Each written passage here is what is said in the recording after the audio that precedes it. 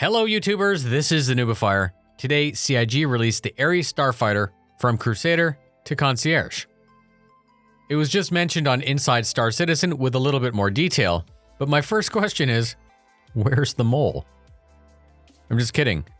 Regardless of all that, here's what you need to know about the ARES Starfighter. Crusader is one of the least populated ship manufacturers in the game. They were first known for their Genesis Starliner years ago, a huge modular people mover that we've heard very little about since.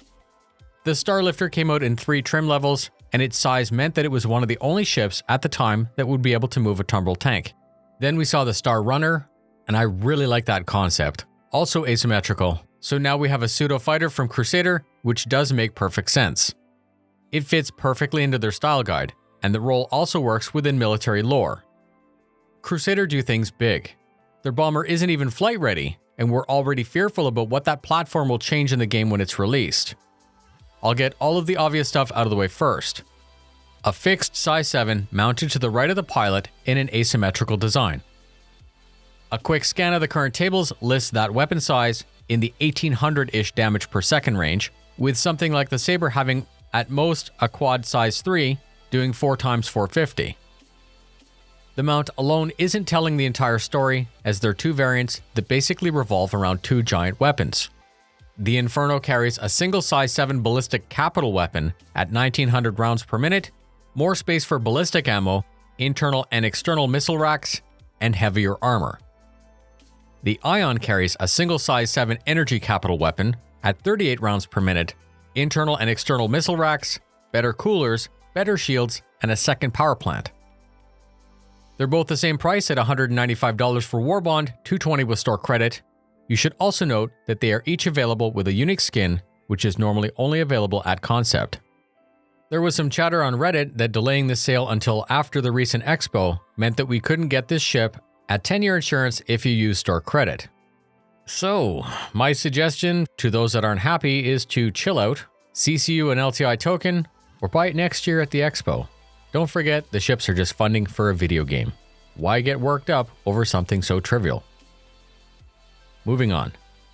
If you watch this channel often, you'll already know that I really gravitate to dogfighting and security aspects of the game, and this is listed as a fighter, so here's my take.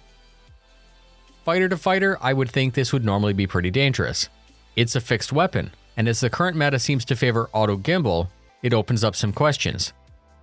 I know better than to trust the stats, and we understand that the balance isn't even close to being final. The concept itself is refreshing and fantastic. The ship looks great, and it appears that the view from the chair will be one of the best. It's likely that the cockpit is nothing more than a chair without any extra space behind for a bed. That also makes sense with this role. $220 is also priced near enough to the Hornet and Saber not to raise any eyebrows. Newer concepts are usually a little bit inflated. Having only a single weapon can be a bummer and very limiting. You can't mix weapon types such as shoddy scatterguns and ballistics, or distortion and energy. If your goal was to hit something very large or very tough like an 890 jump, a tank, or perhaps even a hammerhead, I would expect this to be much more effective than any other weapon set on any current fighter. This may even prove to hit big harder than even the Heavy Vanguard. Then that would seem to indicate the true purpose of this ship, and it was actually just mentioned on ATV. Not really a dogfighter, but more of an attack craft. So, did I pick one up?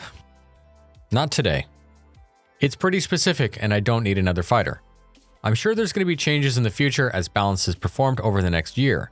We're told to expect Squadron 42 next year, and we know that when that's launched, there would need to be a more final version of the flight model, damage model, UI, and of course, a balance pass. You could still pick up a CCU from a Saber to an ARES for $50 and tuck that away. There are major variations in that hull, such as a number of component slots. You might then expect the weapon to be non-replaceable or interchangeable.